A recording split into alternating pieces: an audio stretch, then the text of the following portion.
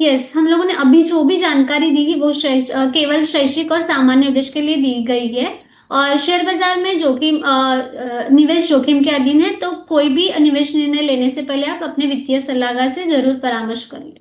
धन्यवाद। Thank you so much ma'am, have a good day. Thank you. अपने दूसरे guest को इंट्रोड्यूस करने से पहले हम एक बार मार्केट अपडेट पर नज़र डाल लेते हैं और देखते हैं कि Sensex, Nifty, bank Nifty, mid cap, small cap, ये सारे ही इंडाइसेस जो हैं वो कहाँ कामकाज कर रहे हैं। सबसे पहले हम निफ्टी को देख लेते हैं। क्या हम मार्केट अपडेट के चार्ट्स देख सकते हैं प्लीज़? मार्केट अपडेट के ओके, तो सबसे पहले मार्केट अपडेट के चार्ट्स लगा दीजिए। निफ्टी 50 का चार्ट हम पहले देख लेते हैं कि निफ्टी 50 में अभी कहाँ कामकाज करता हुआ नजर आ रहा है ये इंडाइसेस। 0.31% की हम गिरावट देख रहे हैं। 24,291 के लेवल पर ट्रेड करता हुआ इस वक्त निफ्टी मुझे नजर आ रहा है। बैंक निफ्टी की अगर हम बात करें तो बैंक निफ्टी में भी गिरावट है, 0.44% डाउन है, 57,238 के लेवल पर नजर आ रहा है। सेक्टोरल वाइज भी देख लेते हैं और फिर हम अपने गेस्ट को इंट्रोड्यूस करेंगे ताकि वो आपके सवालों के जवाब आप तक पहुंचा सके। अगर हम मिड कैप की बात करें तो 0.36% डाउन है, 63,552 के लेवल पर नजर आ रहा है। स्मॉल कैप में भी गिरावट है, 0.14% डाउन है, 19,710 पर नजर आ रहा है। इंडिया विक्स ये एक लौता मुझे पूरे इंडाइसेस में सिर्फ और सिर्फ हरे निशान में नजर आ रहा है। 1.87% अप है, 11.52 के लेवल पर ट्रेड करता हुआ नजर आ रहा है। इंडाइसेस पर भी नजर डाल लेते हैं। ऑटो, मीडिया और फार्मा, इसी के साथ ही हेल्थ केयर, ये वो कुछ इंडाइसेस हैं जो हरे निशान में हैं। बाकी इसके अलावा एफएमसीजी, आईटी, मेटल, ये सारे इंडाइसेस जो हैं वो लाल निशान में इस वक्त कामकाज करते हुए नजर आ रहे हैं। चलिए हम अपने सेकंड जो गेस्ट हैं उनको भी आमंत्रित करेंगे। हमारे साथ जुड़ गए हैं Rachit Khandelwal, head of research and investor education, BNK capital group. Rachit sir, good morning, कैसे हैं आप? Welcome to Jagran business. Good morning to viewers as well. And before we start, जितने भी स्टॉक्स हम आपके चैनल पर डिस्कस करने वाले हैं उसमें मेरी पर्सनल पोजीशन है, मेरी फैमिली पोजीशन, क्लाइंट पोजीशन हो सकती है। Investment in equity market is subject to market risk. Please consult your financial advisor before making any investments or taking any trade in any of the scripts that we're about to discuss on your channel. Okay sir, सबसे पहले तो market update पर ही नजर डाला मैंने अभी। Nifty, bank Nifty इस वक्त लाल निशान में ही कामकाज करता हुआ नजर आ रहा है। मार्केट खुल गए हैं, मार्केट आपको कैसे लग रहे हैं और निफ्टी, बैंक निफ्टी के लिए सपोर्ट लेवल क्या हो सकता है? पहले इस पे ही बातचीत करेंगे। देखिए, कहीं ना कहीं आप देखें ओवर द वीकेंड जो डेवलपमेंट हुए वो जी। हमने ओपनिंग में तो नहीं देखे हैं प्राइस पॉइंट पे। और डेवलपमेंट बहुत ज्यादा अच्छे नहीं लग रहे हैं। If we get into the geopolitics, जी।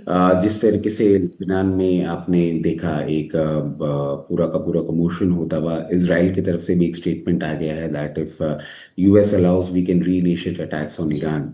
और आज जो इनके 60 डेज का सीज फायर था उसका लास्ट डे है। जी सर। यूएस सैंक्शंस की बात कर रहा है, ईरान भी कहीं ना कहीं रिलेंटलेस ही आपको आगे बढ़ता हुआ दिख रहा है सारी चीजों में। दो ओवर द वीकेंड जो हमने हमारे पीएम साहब की स्टेटमेंट सुनी और उनकी स्पीच सुनी, माय अपॉलॉजीज, उससे बहुत ज्यादा क्यूज हम ड्रॉ कर रहे हैं। बैंक निफ्टी आप देखें, continuously we have been talking about it, HDFC bank जी।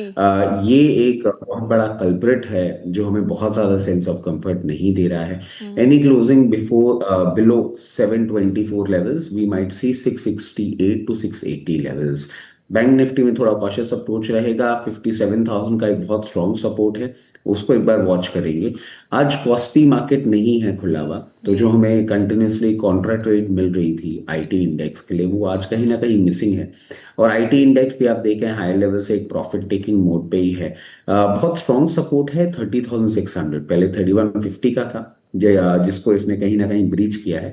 अब 30,600 लेवल्स को बहुत क्लोजली वॉच करना होगा।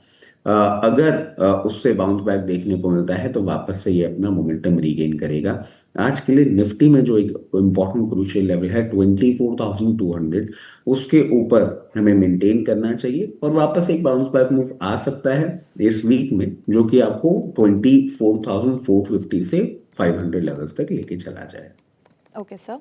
सर आपने एचडीएफसी बैंक का जिक्र किया तो मैं उसी पे सबसे पहला सवाल पूछना चाहूँगी कि सर एचडीएफसी बैंक जो है वो कुछ टाइम पहले थोड़ी रिकवरी दिखा रहा था, हालांकि आज भी स्टॉक टूट गया है और जितनी भी रिकवरी अभी तक गेन हुई थी वो सारी बर्बाद हो गई है। आज भी 0.15% डाउन है, 725 के लेवल पर ट्रेड कर रहा है। एचडीएफसी बैंक में आपको पोटेंशियल नज़र आता है कि आगे ये बेहतर रिटर्न दे सकता है इन्वेस्टर्स को? थोड़ी मोड़ी क्या हम उम्मीदें लगा सकते हैं इस स्टॉक से? देखिए, I have always been trolled for this particular bank, and why do I see so. 950 odd level से हम एग्जिट लेके बैठे हुए थे। फिर इसने कहीं ना कहीं 730 लेवल्स पे एक अपना सपोर्ट बनाया था, वहां से बाउंस बैक दिखा के 824 ऑड लेवल्स तक गया भी था। बट क्लियरली स्पीकिंग कोई भी एक सेंस नहीं दिख रहा है जो स्ट्रेंथ दे रहा हो इस बैंक को। अगर आप medium to long term investor हैं और स्टैगर्ड मैनर में पोजीशन बनाने में कंफर्टेबल हैं, तो यहां से लेकर जो हमने लोअर लेवल आपको बोला है 668, वहां तक का एक अपना पूरा चॉकिंग करके आप इसमें पोजीशन बना सकते हैं। अगर आप मोमेंटम ट्रेडर हैं या शॉर्ट टर्म ट्रेडर हैं या एज दे से स्विंग ट्रेडर हैं, तो मैं कहूंगा for the time being HDFC bank से दूरी बना के रखें। कोई भी साइंस ऑफ रिवर्सल अभी ये बैंक नहीं दिखा रहा है। ओके सर, इसी से रिलेटेड हमारे पास अनुराधा का सवाल भी आया था, वो आपसे एचडीएफसी बैंक के बारे में ही जानना चाहती थी। और एक और स्टॉक उन्होंने पिक किया है जियो फाइनेंशियल सर्विसेज का एट 258। तो एचडीएफसी बैंक की तो अनुराधा आपने सर की जो कमेंट्री है वो सुन ली होगी। अगला जो आपका स्टॉक हम पिक करेंगे वो जियो फाइनेंशियल सर्विसेज का लेंगे। पूछना चाहती हैं कि मिड टर्म के लिए जो पूरी स्ट्रैटेजी है वो क्या होनी चाहिए? देखिए अनुराधा जी, आपने स्टॉक बहुत अच्छा चुना है, मगर आपका टाइमलाइन थोड़ा सा बाहर आता हुआ दिख रहा है। और मैं आपको क्यों बोल रहा हूँ, क्योंकि देखिए continuously there are many good news that we are getting for Jio financials. हमने देखा जून क्वार्टर के जो नंबर्स थे वो भी बहुत इंस्पायरिंग थे। बहुत ज़्यादा डील्स भी होती हुई आपको देखने को मिल रही हैं, बहुत नए प्रोडक्ट्स भी लॉन्च होते हुए दिख रहे हैं। अगर हम मीडियम टर्म की बात करें, आपने जिन लेवल्स पे ले रखा है, मैं आपको एक चीज सुझाना चाहूंगा। किसी भी मार्केट करेक्शन जैसे कि आज का आपको देखने को मिल रहा है, 230 से 234 की रेंज में दिखे, एक बार अपनी पोजीशन आप चाहें तो एवरेज भी कर सकते हैं। हम नियर टर्म में कोई बहुत ज्यादा ट्रेंड चेंज नहीं देख रहे हैं। मीडियम टर्म की आप बात करते हैं तो जैसे ही ये आपको इस बार 264 लेवल्स के ऊपर सस्टेन मूवमेंट करता हुआ दिखता है विद अ गुड क्लोजिंग, हम समझते हैं फिर आपको एक बार ये 298 तक के लेवल्स दिखा सकता है। अगर इसी पोजीशन को आप लॉन्ग टर्म कंटिन्यू करना चाहें तो मैं कहूंगा एवरेज करने की आपको कोई जल्दबाजी नहीं करनी चाहिए। अभी बस पोजीशन मेंटेन करें, क्योंकि ये एक मल्टी बैगर इन मेकिंग है। Okay sir. सर एक स्टॉक को देखिएगा, श्राइडर इलेक्ट्रिकल इंफ्रास्ट्रक्चर। इसके चार्ट्स लगाइएगा प्लीज़। जहाँ तक मैं देख पा रही हूँ आई थिंक नतीजे जो आए थे उसका एक इम्पैक्ट हो सकता है देखने को मिल रहा हो स्टॉक में, क्योंकि स्टॉक ऑलमोस्ट 12% से भी ज़्यादा गिरा हुआ है। 1198 के लेवल पर नज़र आ रहा है। बिकवाली का आई थिंक चल रहा है, आई थिंक बिकवाली हुई है। तो ऐसे में ये स्टॉक सर आपको कैसा लगता है, इस पर आपका क्या कहना है? श्राइडर इलेक्ट्रिकल इंफ्रास्ट्रक्चर। देखिए मेरा थोड़ा सा कॉन्ट्रा व्यू है। ओके। और जैसे हर बच्चे का एक नेचर होता है, जैसे हर इंसान का एक नेचर होता है, वैसे ही एक स्टॉक का भी ना एक नेचर होता है। जी। कुछ लोग छोटी छोटी बातों पे बुरा मान जाते हैं, कुछ लोग बहुत बड़ी बात हो जाती है तो भी बड़े ऐसे बिहेव करते हैं कि कुछ हुआ ही नहीं है। श्नाइडर उस बच्चे से है जो हल्की सी डांट से भी ना बहुत स्ट्रॉन्ग रिस्पॉन्स देने लग जाता है। ओके। बट क्या ये बच्चा खराब है? नहीं, मुझे ऐसा नहीं लगता। I personally like it, and with a disclaimer कि अराउंड 700 760 लेवल से हमारे क्लाइंट पोर्टफोलियो में भी है और हमारे लॉन्ग टर्म इन्वेस्टमेंट में भी ये पर्टिकुलर स्टॉक है। अभी तक हमने पोजीशन नहीं एग्जिट करी है। जिस तरीके से इस बार ये रिएक्ट कर रहा है, हो सकता है 1088 लेवल्स तक भी आपको आता हुआ एक बार देखे। मेंटली उसके लिए प्रिपेयर्ड रहिएगा। वहां से ये कहीं ना कहीं सपोर्ट जरूर लेना चाहिए, फिर आपको एक बाउंस बैक मूव देखने को मिलेगा जो कि 1434 और 1434 के बाद 1540 लेवल्स तक आपको जाता हुआ दिख सकता है। और इस पूरे मोमेंटम के लिए आपको करीबन एक तिमाही का इंतजार करना पड़ सकता है। ओके। सर इसी से रिलेटेड कमलेश का सवाल आया है कि यही जो स्टॉक पे हमने बातचीत करी है, ये स्टॉक लॉन्ग टर्म के लिए कैसा रहेगा? देखिए कमलेश जी, प्रैक्टिकली अभी जो हमने बात करी कि लोअर लेवल से हमने इसमें पोजीशन बना रखी है। आप अगर इस कंपनी को बहुत क्लियरली स्टडी करेंगे तो इनका जो पोर्टफोलियो है और जितना जिन सब इंडस्ट्रीज को ये सर्व कर रही हैं, maybe infra and maybe to an extent, मतलब many upcoming budding industries are getting served by this particular company. We are very bullish on this particular company, और अगर आप लॉन्ग टर्म के लिए रखना चाह रहे हैं, बहुत ही उम्दा कंपनी है, जरूर पोजीशन बना के रखें। Okay sir. सर आज लूजर्स की लिस्ट में इन्फोसिस है, HCL टेक है, विप्रो है, TCS, यानी कि तमाम जो IT के स्टॉक्स हैं, टेक महिंद्रा, 5 ऐसे दिग्गज कंपनीज हैं जो आज लूजर्स की लिस्ट में हैं।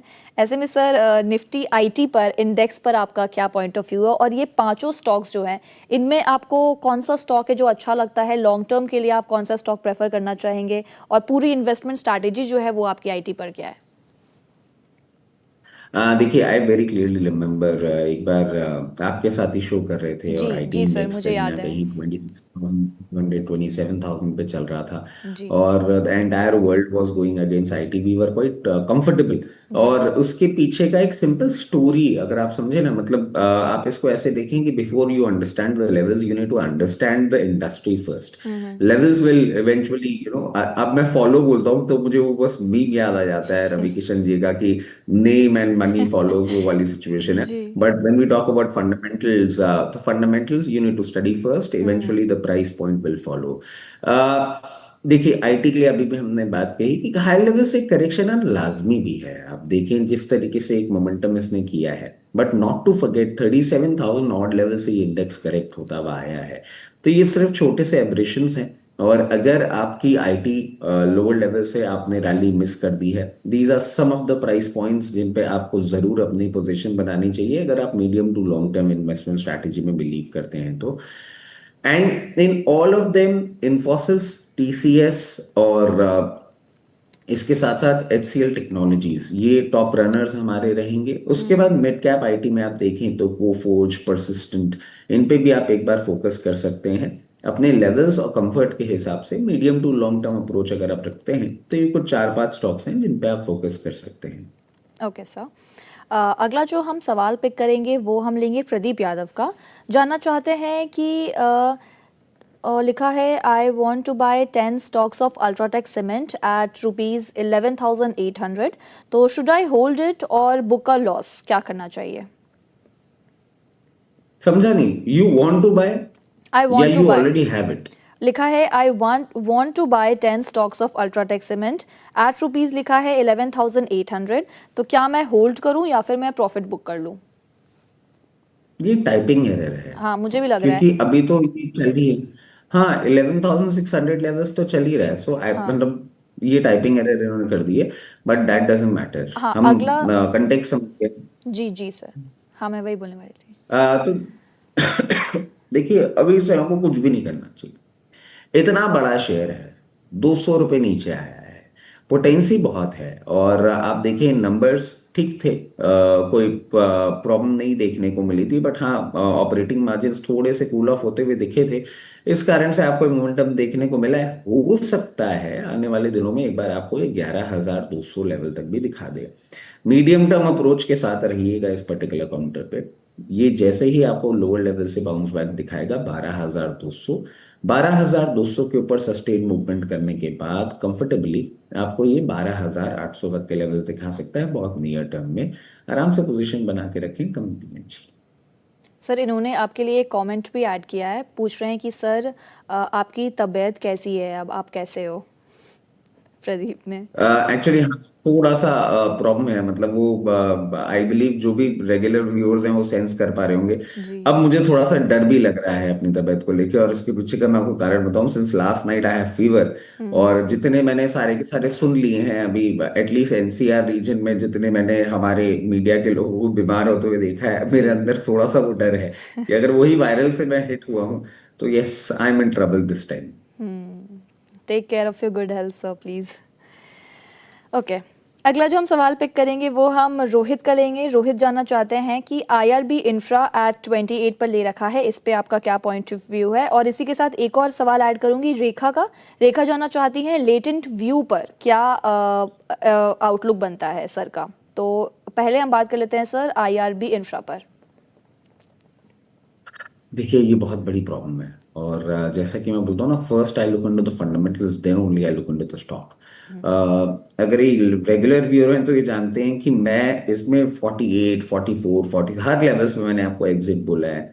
और इसके पीछे का कारण ऐसी बात नहीं है they don't have business, they certainly have business, but somehow it doesn't gets reflected in the particular business and whatever results they come out with। आप देखें अभी भी ऑपरेटिंग मार्जिन्स बहुत अच्छे नहीं, सफरिंग लेवल्स पे होते हुए दिखे हैं। I am not confident with this particular stock. मैं कहूंगा आपने 28 रुपए पे ले रखा है, जहां आपको मौका मिले वहां आप एग्जिट करिएगा हायर लेवल्स पे। मुझे बहुत अच्छा नहीं लग रहा है और मुझे इतना भी कॉन्फिडेंस इस पर्टिकुलर कंपनी में नहीं है कि आप 28 रुपए से 20 रुपए पे आ गए और मैं आपको एवरेज करने के लिए बोलूँ। I am not comfortable. तो मैं समझता हूं आप इससे दूरी बना के रखें। अब लेटेंट व्यू की हम बात कर जी लेते हैं।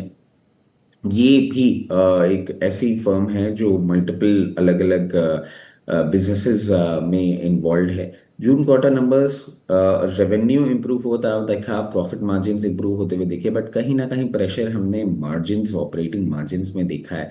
तो ये एक बिजनेस के लिए रिफ्लेक्ट करता है कि सस्टेनेबिलिटी के लिए आपको अपने मार्जिन्स गिव अवे करने पड़ रहे हैं, जो कि पूरी इंडस्ट्री और बिजनेस के लिए बहुत ज्यादा पॉजिटिव साइंस नहीं है। अगर हम नियर टर्म की बात करें तो 324 लेवल्स होंगे जहां पे आपको एक बार रेजिस्टेंस देखने को मिल सकता है। उस प्राइस पॉइंट को जैसे ही ये आगे आपको क्रॉस करता हुआ दिखेगा, फिर 368 लेवल्स तक जाता हुआ दिखेगा। Not that company is bad, but हाँ अभी अंडर परफॉर्मेंस थोड़ा सा आपको झेलना पड़ सकता है। ओके। अगला जो सवाल आया है सर वो रेलवे स्टॉक्स पर आया है। दीपक जानना चाहते हैं, दो स्टॉक्स है उनके पास। पहला है आरवीएनएल, 80 क्वांटिटी है एट 233 और रेलटेल ले रखा है 50 क्वांटिटी ले रखा है एट 290। तो पूछना चाहते हैं कि इन दोनों स्टॉक्स पर टारगेट्स और स्टॉप लॉस क्या हो सकते हैं। देखिए मैं खुद बड़ा कंफ्यूज हूँ रेलवे को लेकर। और मैं क्यों कंफ्यूज हूँ मैं आपको बताऊं कि इस बार 15 अगस्त की स्पीच में मैं देख रहा था कि हमारे पीएम साहब की तरफ से ना कहीं एक हल्का सा कुछ तो रेलवे को लेके बोलते थे। जी उन्होंने जी। बैंकिंग को लेके बोल दिया, nuclear, defence, pharma, every particular sector he was talking about. Railway पे पता नहीं ध्यान ही क्यों नहीं है। जी मतलब ये तो अब मेरे लिए भी एक बात, क्योंकि मैं आपको बताऊं कि अर्लियर 15 अगस्त speech used to be just a speech, जी। But now what we see that you get a road map कि गवर्नमेंट का इंटरेस्ट अभी तक कहाँ पे आ रहा है। रेलवे में पता ही नहीं क्यों नहीं आ रहा है। मतलब आप डेवलप भी कर रहे हैं बट बहुत ऐसे रेलवे का डेवलपमेंट हो रहा है। मतलब आप ये मान लीजिए कि बाकी सारे सेक्टर्स तो एक खाने की प्लेट में दाल सब्जी सब बने हुए हैं, जी रेलवे बेचारा हरी मिर्ची नमक की तरह बना हुआ है, छू छू के खा लो, वो वाली सिचुएशन बनती हुई दिख रही है। I am surprised, I am unable to understand. But क्या ये सेक्टर की वैल्यू नहीं? बहुत वैल्यू है, बहुत वैल्यू है, बहुत पोटेंसी है। हम जब इंडियन रेलवेज की बात करते हैं, we talk about that we are the biggest railway network of the world which is जी स्टिल इन ग्रोइंग फेज। और हमारे एक्सपोर्ट्स भी अब आप देखिए धीरे धीरे बनते हुए दिख रहे हैं। हम मेट्रोज और नॉर्मल रेलवे वैगन्स एक्सपोर्ट भी कर रहे हैं, बट कुछ हो नहीं रहा है बिकॉज गवर्नमेंट का इंटरेस्ट नहीं है और फंड इन्फ्यूजन नहीं आ रहा है। अब आरबीएल की बात कर लेते हैं। देखिए I don't see any respite, the stock is very good, price point is very good. कब हमारी सरकार का इंटेंट और इंटरेस्ट आएगा, I am just waiting for that. एक बार वो होता हुआ दिखेगा, फिर आपको इसमें मोमेंटम आता हुआ दिखेगा। और मैं समझता हूँ एक छोटा सा सप्लाई पॉइंट है 248 लेवल्स का, उसको क्रॉस करते ही हाथ के हाथ आपको 310 लेवल्स दिखाएगा। 310 रुपए तक जाने का ये दमखम रखता है। बट जब तक सरकार का कोई भी अनाउंसमेंट नहीं आता जो कि क्लियर इंटेंट दिखाएगी रेलवे में, क्योंकि आप देखिए पिछले 3 बजट से, if I am correct with my memory, hardly 10,000 crore रुपए एलोकेट होते हैं, 7 से 8 पैसेंजर ट्रेन अनाउंस हो जाती है, खत्म जी हो जाता है बजट। एक टाइम था जब हमारा रेलवे बजट ही सेपरेट आया करता था और जी जी नॉर्मल सर। बजट सेपरेट आया करता। जी सर। तो नहीं हो रही है चीजें, अभी बस बने रहें। रेलटेल आप देखें, इट हैज मेनी थिंग्स। ये टेलीकॉम इक्विपमेंट भी में भी आप इसको कंसिडर कर सकते हैं। और जिस तरीके से इसने अपने आप को पोजीशन कर रखा है, थोड़ा सा ऑपरेटिंग मार्जिन इंप्रूव करने के चक्कर में रेवेन्यू डिफर हो गए जून क्वार्टर नंबर्स में, तो बहुत ज्यादा सेंस ऑफ कंफर्ट यहाँ भी नहीं मिल रहा है। इसके लिए सप्लाई पॉइंट आपको कहीं ना कहीं बनता हुआ दिख रहा है 298 लेवल्स के ऊपर सस्टेन करेगा तो 348 लेवल्स तक जाएगा, बट अभी कुछ नहीं हो रहा है, तो बस देखिए कि हो क्या रहा है। ओके सर, अगला जो हम सवाल पिक करेंगे उसमें 2 स्टॉक्स ऐड करूंगी। एक सवाल है GRSE पर और दूसरा सवाल है वो है पिडिलाइट पर। पिडिलाइट ले रखा है 1027 पर। इन दोनों पर आपका पॉइंट ऑफ व्यू मांग रहे हैं। GRSE पर हम पहले बात कर लेते हैं। गार्डन रीच देखिए जी I am super duper bullish on marine defence. Defence space में तो हम पहले भी डिस्कस कर चुके हैं, जी जी बहुत अच्छा लगता है। नॉट दैट लड़ाई झगड़े का शौक है, बट हाँ रियलिटी ये है कि नीड ऑफ द आवर बन गया है डिफेंस। और अभी आप देखें, हमने स्पीचेस में भी सुना था, अगर आप साउथ एशियन रीजन देखेंगे ना पूरा ग्लोब का, अब ये साउथ एशियन रीजन में इंडिया का प्रेजेंस बहुत ज्यादा स्ट्रांग होता है। जी अगर मिडिल ईस्ट रीजन आप देखेंगे, वहां पे भी इंडिया के जो डिप्लोमेटिक टाइज हैं वो बहुत ज्यादा स्ट्रांग हो रहे हैं। मरीन डिफेंस की हम बात करें, this is one of our strongest point, क्योंकि बहुत स्क्रैच से अगर आप देखेंगे, R&D डिफेंस की सिंस इंडिपेंडेंस हमारी खुद की रही है। प्रोडक्ट्स हमने जरूर बाहर के यूज किए, बट अब वो भी पूरे इंडिजिनाइज होते जा रहे हैं। GRSE is one of the marine defence companies which are all time favourite of mine. अगर आप बात करें लेवल्स की, तो 2860 और 2860 के बाद आपको बहुत कंफर्टेबली ये 3100 लेवल्स तक जाता हुआ दिख सकता है। ये 2 लेवल्स सिर्फ मैं आपको शॉर्ट टू मीडियम टर्म की बात पे बता रहा हूं। अगर आप लॉन्ग टर्म की बात करेंगे, तो मैं एक ही चीज बोलूंगा, अभी इस स्टॉक ने चलना चालू नहीं किया है। जो पोटेंसी इस इंडस्ट्री में है और इस स्टॉक में है। पेडिलाइट की हम बात कर लें, जी तो देखिए Pidilite industries have many thing put together.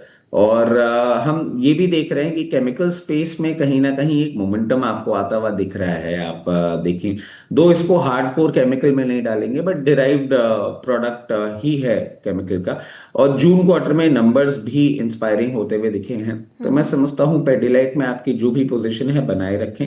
एक हल्का सा सप्लाई पॉइंट क्रॉस कर लेने दें इसको, 1724 टेक्निकली वो नया 52 वीक हाई हो जाएगा, फिर ये ब्रेकआउट दे देगा, फिर आपको 1860 तक के लेवल्स ये दिखाने का दमखम रखता है। ओके सर, एक आखिरी सवाल पिक करूंगी। जो सवाल है वो जुपिटर वेगन्स पर आया है।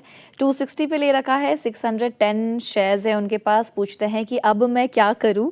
और जो दूसरा सवाल है वो है KCP लिमिटेड का, 159 पे ले रखा है। तो पहले जुपिटर वेगन्स पर बात करते हैं सर। आई एम सॉरी, आप मुझे दूसरा भी स्टॉक दे देंगे, कौन सा हाँ, है? दूसरा है सर KCP लिमिटेड। अच्छा, KCP शुगर की बात कर रहे हैं? हाँ जी सर। नहीं, नहीं नहीं, सॉरी, KCP KCP लिमिटेड है सर। लिमिटेड है। KCP लिमिटेड, NSE हाँ, कोड इज वो KCP। पावर जनरेशन में हुआ। हाँ ठीक है। देखिए, Jupiter wagon again one of my favourite stock. और इसके लिए मैं एक डिस्क्लेमर आपको दे देता हूं कि 1416 जाने 20 लेवल से हमारे पोर्टफोलियो का पार्ट है ये। और अभी तक हम इसको होल्ड करके बैठे हुए हैं। हम बिल्कुल, मतलब ऐसी बात नहीं है कि रेलवे में सिर्फ आप ही सफर कर रहे हैं, हम भी सफर कर रहे हैं, जी, मुझे हमारे याद है क्लाइंट्स सर। भी सफर कर रहे हैं, बट सरकार क्यों नहीं सफर कर हमारा खत्म करना चाह रही है, I am unable to understand. अभी होल्ड करिए, कुछ नहीं हो रहा है इसमें। Don't put your brains into it. 298 का लेवल है, जब तक नहीं तोड़ेगा तब तक कुछ नहीं होगा। आपके पास भी है, हमारे पास भी है, होल्ड करते हैं, देखते हैं। अभी कुछ नहीं हो रहा, इसलिए कोई लेवल्स का कमेंट करने का कोई मतलब भी नहीं है। आप देखें, KCP लिमिटेड की अगर हम बात करें, जी तो ये cement, sugar, heavy engineering, power generation, बहुत सारे बिजनेसेस कर रही है। 1900 करोड़ की मार्केट कैपिटलाइजेशन की कंपनी है। और यहीं पे ना मेरा एक सेंस ऑफ डिस्कंफर्ट आ जाता है कि आपको इसको डालना किस पर्टिकुलर सेक्टर में पड़ेगा, जो कि कहीं से क्लैरिटी नहीं आ रही है। ऑपरेटिंग मार्जिन्स भी आप देखें तो मार्च क्वार्टर में ठीक होते हुए दिखे थे, तो बट अब वो वहां से कोलैप्स किए हैं। अगर हम सीक्वेंशियली भी देखेंगे तो ऑपरेटिंग मार्जिन्स कोलैप्स किए हैं। कहीं ना कहीं कंपनी स्ट्रगल कर रही है, बहुत ज्यादा सेंस ऑफ कंफर्ट नहीं है हायर लेवल्स पे। और हायर लेवल्स में मैं आपको कहूंगा 170 से लेकर 176 लेवल्स के आसपास मिले, एग्जिट कर लीजिएगा। ना तो एवरेज करने के लिए बोलूंगा, ना बाइंग पोजीशन के लिए बोलूंगा। Okay okay, thank you so much रचित सर, आप हमारे साथ जुड़े, हमें बहुत अच्छा लगा। सर, आपका डिस्क्लेमर थैंक यू। स्टार्टिंग में जो आपने दिया था। हाँ, मैं वापस दे देता हाँ हूँ। जी सर। जितने भी स्टॉक्स आपके चैनल पे हमने डिस्कस किए हैं, सो मेरी पर्सनल पोजीशन और मेरी फैमिली पोजीशन, क्लाइंट पोजीशन हो सकती है। जितने भी स्टॉक्स हमने आपके चैनल पे डिस्कस किए हैं, वो कंपनीज, उनके प्रमोटर ग्रुप कंपनीज हमारे क्लाइंट हो सकते हैं। Investment in equity market is subject to market risk. Please consult your financial advisor before making any investment or taking any trade in any of the scripts that we have discussed on your channel. Certification of NISM, SEBI, and membership of all the stock exchanges do not guarantee the performance of the intermediary. Past performance do not guarantee or promise any future returns. As always, fun doing show. Jaldi milte hain. Thank you Thank so you. Much sir and take care of yourself. Thank you. Thank you so much sir, have a good day. चलिए show को wrap up करने का time हो चला है और अब एक बार फिर से मार्केट्स की तरफ रुख करेंगे और ले लेते हैं मार्केट अपडेट और देखते हैं कि जिन स्टॉक्स पर हमने बातचीत की थी गेनर्स की लिस्ट में जो थे, क्या वो अभी भी हरे निशान में है। मार्केट अपडेट आपके सामने है। निफ्टी में हम 0.28% की गिरावट देख रहे हैं और कितना परसेंट डाउन है वो भी देख लेते हैं। 24,000